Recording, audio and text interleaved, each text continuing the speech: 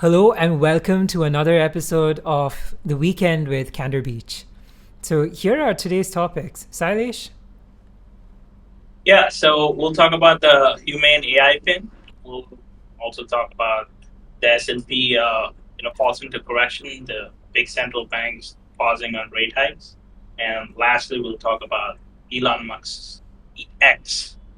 Right. I'm really excited about Humane's AI pin. I've been a big fan. I've been reading about it, thinking, dreaming about getting my hands on one.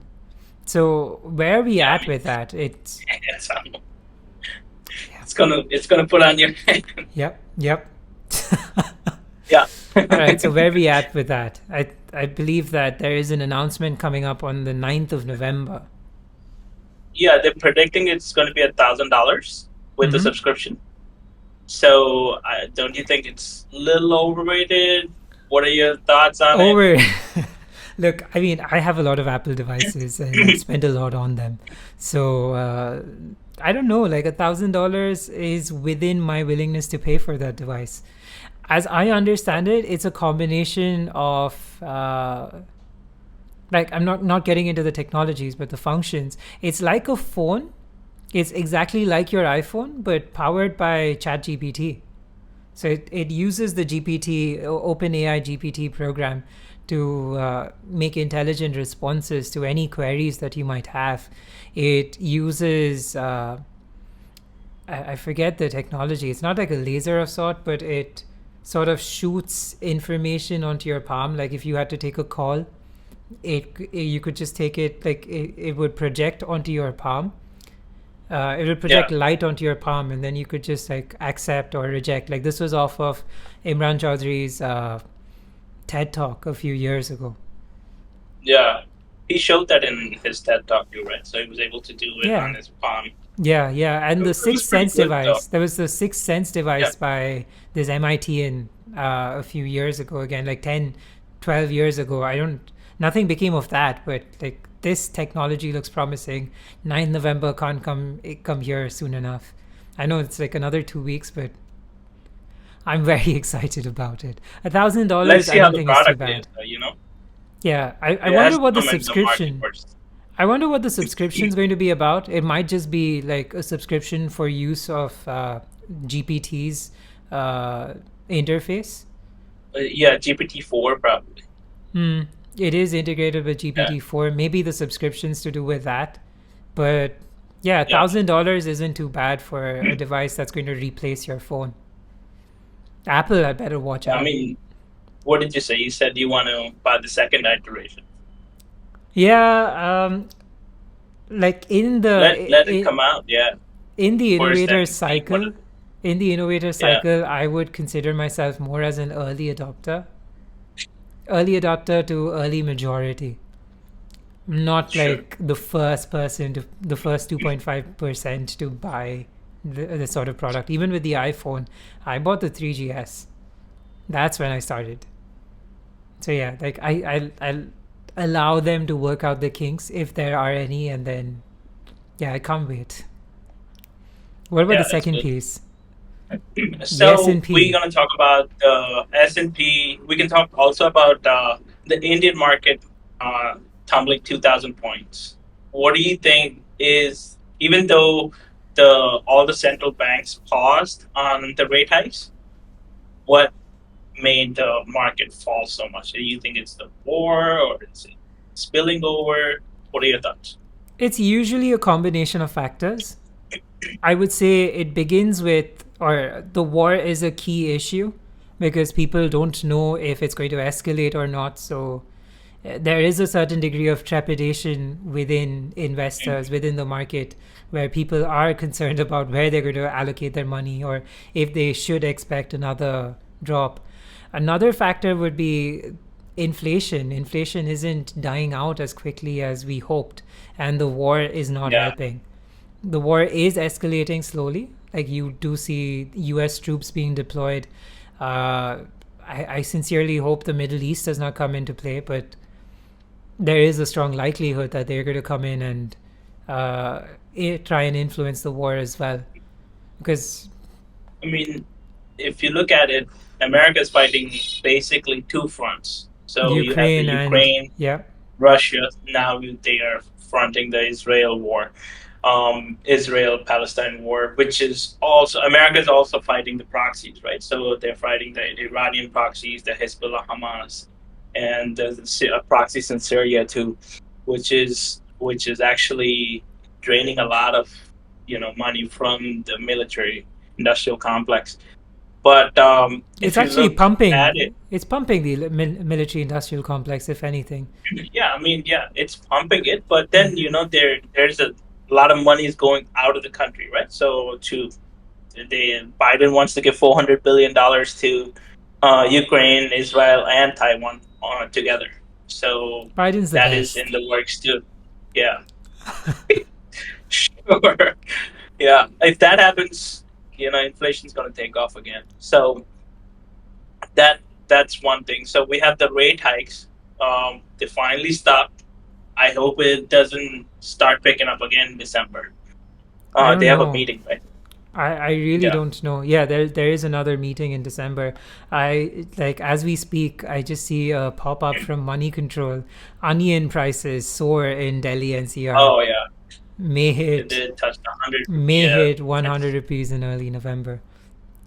So I don't know, yeah. like CPI wise, like any if that's any indicator of inflation. I Food think inflation. inflation's Yeah.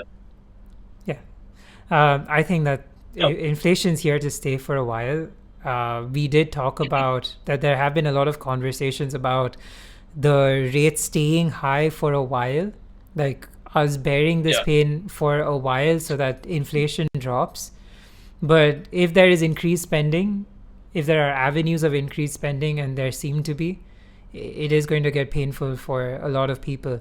And the funny thing is, a lot of companies choose to um, there was this article about a specific consulting firm. I'm not going to name it, a massive consulting firm, uh, and how they had talked about how if you want to maximize profits, you start churning employees. You get rid of a Yeah. certain section of employees to reduce your costs and maximize profits.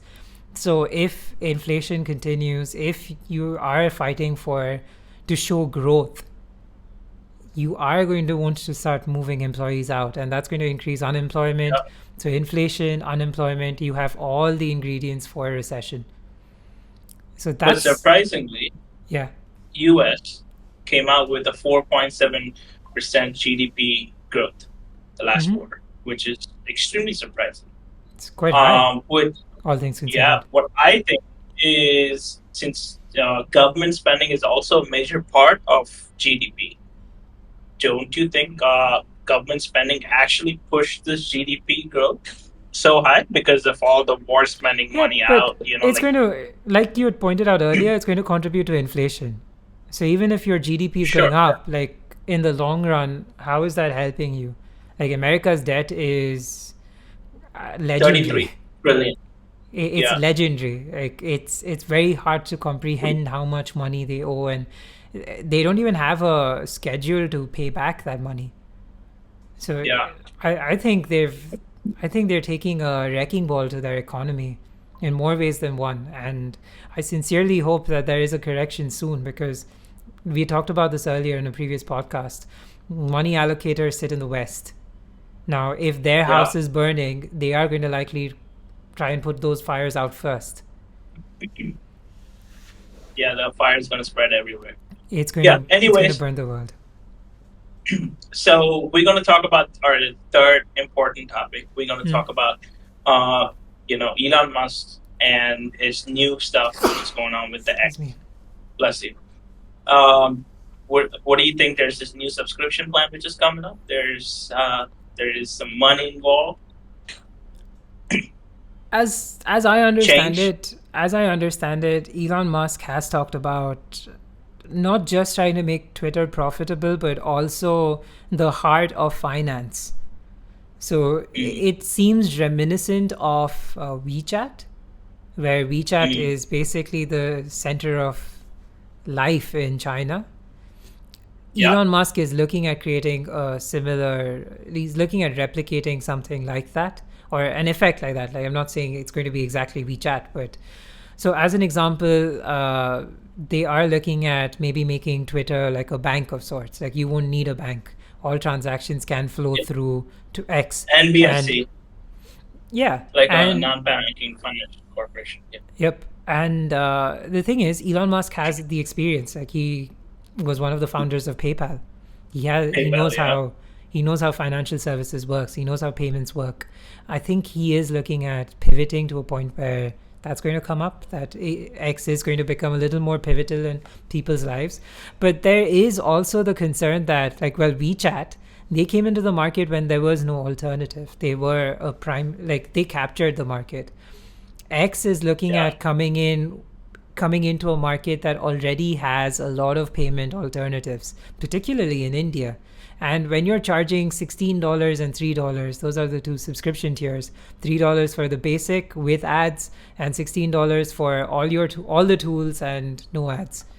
Uh, we were just talking about like we were just like you and I were just talking about this subscriptions in India, right? Like with streaming and how they're as low Yeah. as 14, like $8 to $14. It is unlikely that you're going to have a lot of Indians spending $16 for a Twitter subscription. And I don't know if Elon Musk is comfortable just yet in distinguishing across geographies, like offering differentiated pricing. I mean, so Yeah. I don't quite know how that's going to work. Like, you already have Venmo. Will people try to get into Twitter? Like, your value proposition is going to have to be very strong.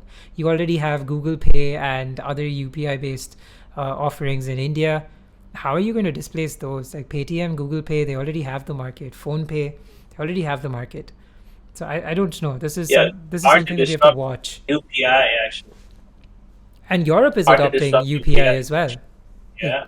So I don't know. Like, it's an intelligent play for sure. Uh, it's an interesting vision for sure, I should say. I don't know Yeah. whether it's the smartest play. It's going to be interesting to see how he manages to ensure adoption. Like, we did talk about how EVs, you brought this up, like EVs aren't necessarily good for the environment. Like a few years ago, we Sure. were talking about it. You talked about the value chain. You said that you'd have to run an EV for 5-10 years before it offset the Yeah. cost to manufacture it. And then there's the whole consideration with battery disposal, because it's a lithium ion battery at the end of the day. There is Yeah. And then you innovation. have There is the battery innovation. making itself is carbon intensive. Yeah, so there is innovation. People are moving away from or looking at alternatives. But long story short, Elon Musk did convince an entire generation to buy into EVs. There is a possibility that he could pull another rabbit out of his hat and make X like the center of life. But let's see. WeChat. WeChat X. Yeah, definitely. So yeah, those are the three major topics. So I think, do you have any minor topics to talk about, or Honestly, anything in no. the Like, I think fashion? that's a lot to chew on already. Yeah. Yeah. All Well, right. thank you guys. Appreciate it. Cool. Catch you on the next one, guys. Thank you. Goodbye. Yeah.